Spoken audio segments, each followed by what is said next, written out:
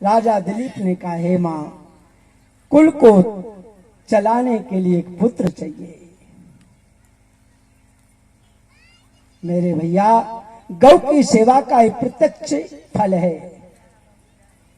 जिस घर में गाय का पूरा दूध निकाल लेते हैं ना, उस घर में दूध पीने वाले बालकों की कमी हो जाती है, आगे वंश वृद्धि नहीं होती है।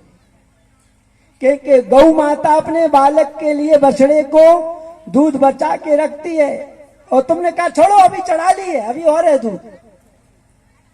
और गौ का बछड़ा पकड़ा, बैठ गए लगाने, और जैसे ही लगाया और गौ का बेचारी का पूरा निचोड़ लिया। गौ श्राप दे देती है, इसलिए 3 थन का निकालो, 1 थन का दूध अवश्य छोड़ो। परिवार सुरक्षित रखना है, आगे वंश वृद्धि रखना है, तो गौ का प्रत्यक्ष श्राप से बचो। 1966 की कोई भी अध्यापक, कोई भी हमारे पार्लियामेंट में आज तक वो पाठ नहीं बताया गया कि स्कूलों में वो पाठ चलाइए। जलियांवाले बाग की कथाएं बताते हैं। 1966 में दिल्ली में संसद को घेरने का संतों ने प्रस्ताव किया, गौ हत्या आंदोलन छेड़ा।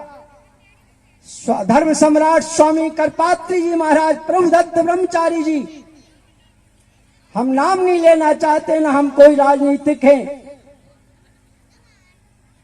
और निशंस 5000 संतों की हत्या हो गई।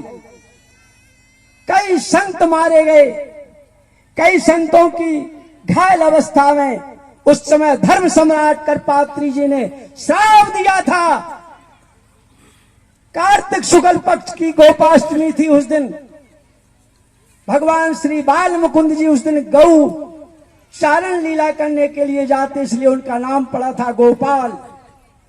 राजस्थान में श्री पूजपाद व्यास जी विराजमान रहते हैं, वहां की महिमा है। गोपाल अष्टमी को गौओं की क्या यात्रा निकाली जाती है। श्राप दिया था कि तेरे वंश में इसी गोपाल अष्टमी के दिन एक न एक हत्याएं होती रहेंगी, और इसी लाल किले पर वह भगवा ध्वज फहराएगा, और श्री गौ और गीता और गायत्री की रक्षा की पार्टी आएगी। वो आज भी, हम कोई राजनीतिक नहीं है मेरे प्यारे, गौ की रक्षा करो। गौ की जो रक्षा करते हैं, गौ की सेवा करते हैं, और गौ के सेवा से आप कभी कमी नहीं पाएंगे। ठाकुर जी आपको देते हैं 10 रोटी का इंतजाम, तो 2 डलिया भूसा का इंतजाम प्रभु कराएंगे।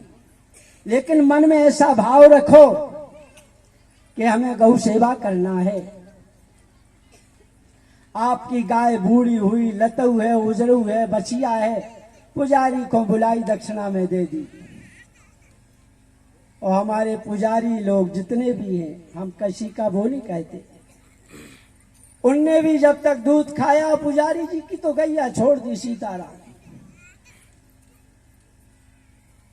सीताराम वो अब वो श्राप आपको मिल रहा है राजा नरक की तरह। दान देने में आपको भी विचार करना है, दान का संरक्षण रक्षण कैसे होगा, कौन इसकी सेवा करेगा, इसको सुसज्जित रखेगा। इसलिए ऐसी गाय दान दो, ऐसे को दो जो जीवन भर वहीं पर उसकी सेवा करे।